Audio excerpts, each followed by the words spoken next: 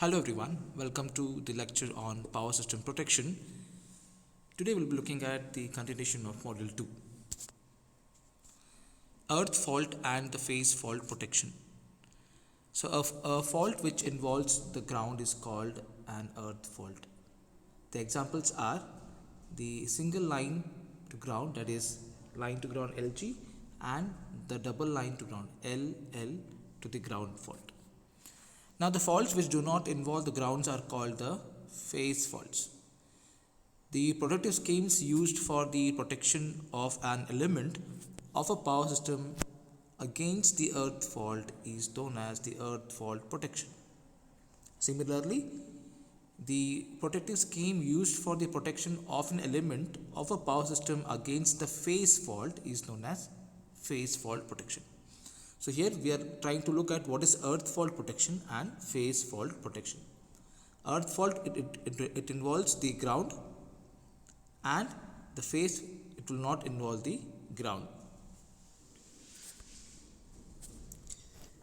The relays which are used for the protection of a section or the element of a power system against the earth fault are called as earth fault relays. Similarly, the relays used for the protection of a section of a power system against the phase faults are called as phase relays or the overcurrent relays. Right. Now, the operating principle and the constructional features of the earth fault relay and the phase fault relay are the same. They differ only in the current levels of their operation. The plug setting for the earth fault relay varies from 20 to 80% of the CT secondary rating in steps of 10%. So if it is 20 to 80, 20, 30, 40 until 80% by the step of 10%. Now the earth fault relays are more sensitive than the relays used for the phase faults. The plug setting for the phase fault relay varies from 50 to 200% of the current transformer secondary rating in steps of 25%. So if it is 50, next would be 75, it is 100, 125, 150, 175 till 200%. Now the name phase fault relay or the phase relay is not a common word. A common name for such relay is overcurrent relay. So initially here it has informed that protection for the section of power system against the phase fault is called as phase relay or the overcurrent relay. So the common name for the phase fault are the overcurrent relay. One should not confuse this term with the general meaning of overcurrent. In general sense, a relay which operates when the current exceeds its pickup value is called as overcurrent relay. This is the general definition of a relay. Now we'll be looking at the earth fault protection. Now in earth fault protection scheme, so this is the figure A. So there are three windings or three phases, and in each of the phases there are currents of IA, IB and IC. So the earth fault relay may be energized by some residual amount of current which is present in that. As shown in the figure A, IA, IB and IC are the currents in the secondary of current transformers of the different phases. Right. Now the sum of IA plus IB plus IC is called as a residual current. Now under the normal condition the residual current is 0. But when the earth fault occurs, the residual current is non-zero. So it will take some number. And at the same time, when the current exceeds the pickup value, the earth fault relay will operate. In this scheme, the relay operates only for the earth fault, not for the phase fault. During the balanced load condition, the earth fault relay carries no current. Hence, theoretically, its current setting may be of any value greater than the 0, obviously. Usually, the minimum plug setting is made at 20 to 30%. and the manufacturer provides a range plug setting for the earth fault relay from 20 to 80% of the current transformer secondary rating in steps of 10%. So basically the earth fault scheme protection scheme is energized by a residual current. It has three currents in each of the phases, IA, IB and IC, and under normal condition the residual current will be 0. Once the earth fault occurs, the residual current value is non-zero. It has some value. And again, when the current exceeds certain pickup value, the earth fault relay operates. Now the figure B and the C shows an earth fault relay used for the protection of transformer. So the figure B is used for the protection of transformer. Figure C is used for the protection of an alternator respectively. So when an earth fault occurs, zero sequence current flows through the neutral. It actuates the relay. It actuates the earth fault relay. It actuates the earth fault relay.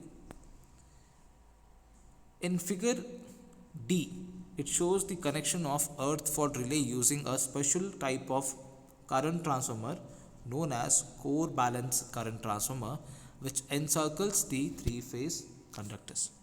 So there are three phase which is going to encircle the three-phase conductors, which is going to act as a core balance current transformer. Now the combination of the earth fault and the phase fault protective schemes.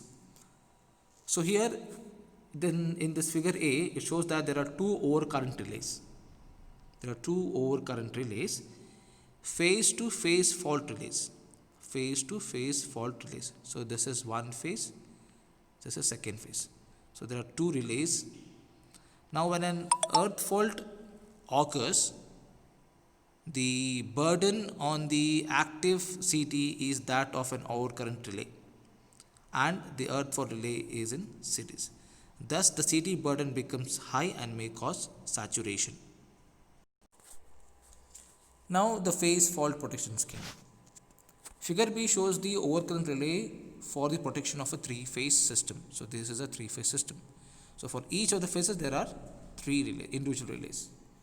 This scheme is mainly for the protection of the system against the phase faults. If there is no separate scheme for earth fault protection, then the overcurrent relays used in this scheme will also sense the earth fault, but they will be less sensitive. So the phase fault relay can sense the phase fault as well as the earth fault, but the sense of the earth fault will be very less sensitive.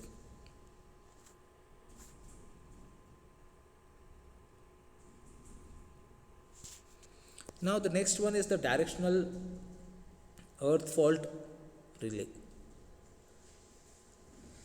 Now for the protection against the ground faults, only one directional overcurrent relay is required.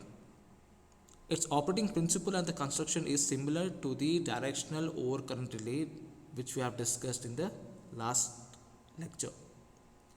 Now this directional earth fault relay consists two elements.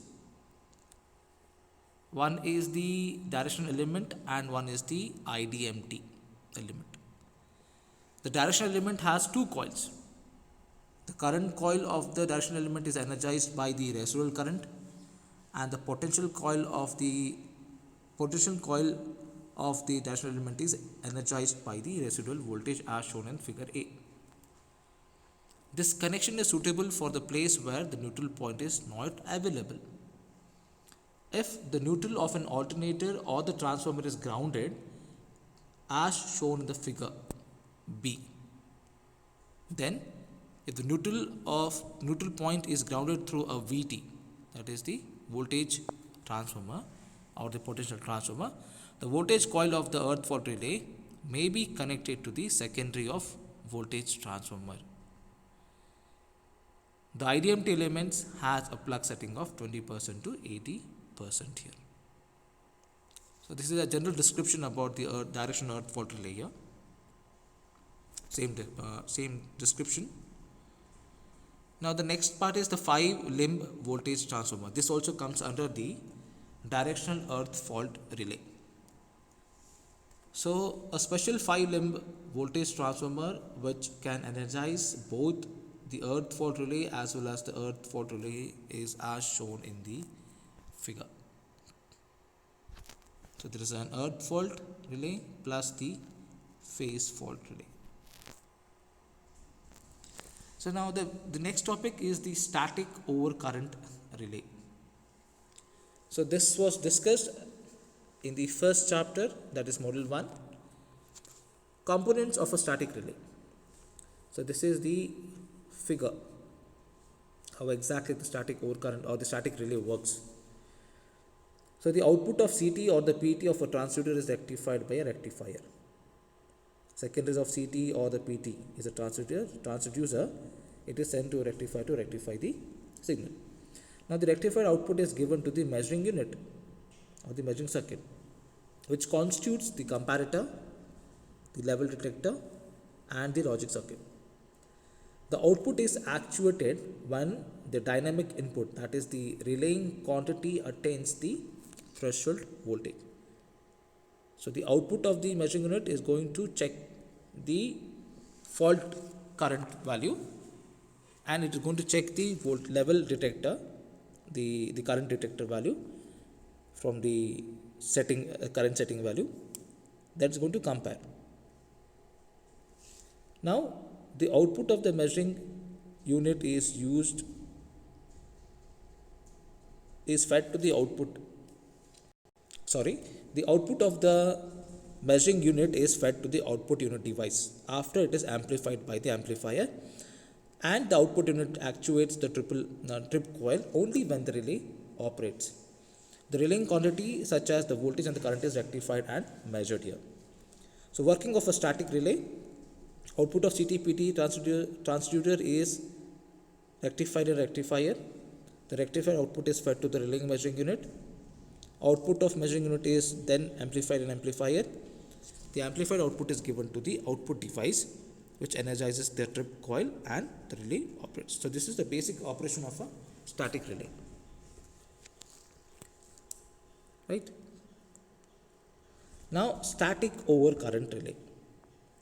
Here there is a CT, input the CT with filter, level detector, amplifier and output device and the trip alarm.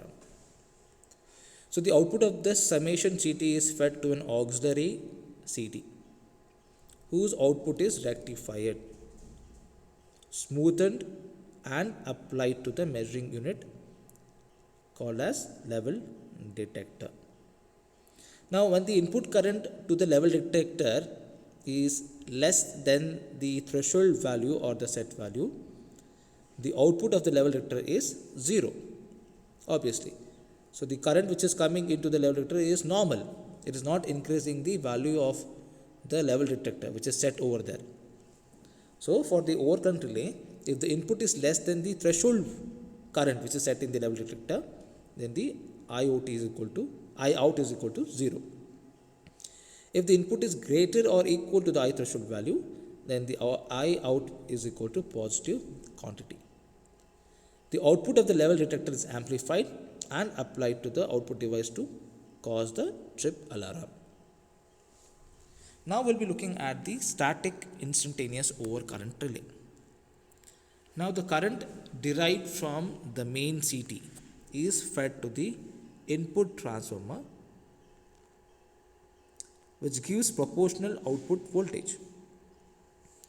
The input transformer has an air gap in the iron core to give the linearity in the current and voltage relationship up to the highest value of current expected, and it is provided with the tappings on its secondary winding to obtain the different current setting. So overall,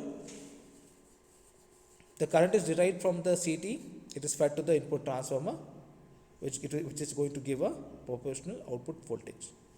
Now the output voltage of the transformer is rectified when through a rectifier. So the output voltage of the transformer is rectified through a rectifier and then filtered. It is filtered at a single stage to avoid the undesirable time delay in filtering so as to ensure the high speed operation. Now a fixed portion of the rectifier and the filter voltage through a potential divider is compared against the preset value by a level detector. Again, the level detector will be set with the preset value. So the fixed portion of the rectifier and the filter voltage is compared against the preset value which is set by the level detector. And if it exceeds the pickup value, a signal through an amplifier is given to the output device which is going to issue a trip signal. So this is how the static instantaneous overcurrent relay works. Now we'll be looking at the definite time overcurrent relay. Now the operating time of the overcurrent relay is constant, right? Irrespective of the level of the fault current. Now again the input current signal is derived from the main CT. It is converted to the proportional voltage signal by the input transformer, and then it is rectified, filtered and compared with the preset threshold value of the level detector. So this para is same as what we have seen in the static instantaneous overcurrent relay. If the voltage exceeds the preset threshold value, the level detector gives an output voltage, thereby charging the capacitor C of the RC timing circuit. Okay, so there is a RC circuit available in the timing circuit. So it is going to charge that. Now as soon as the voltage across the capacitor is going to exceed the preset threshold value, that is Vt of the level detector 2, a signal through the amplifier is given to the output device which issues the trip signal. Potentiometer P1 and P2 is used for the current setting and the time setting respectively. So this is how the static overcurrent relay, which includes instantaneous and the direct definite time overcurrent relay, works. We'll discuss the further static overcurrent relay in next class. Thank you.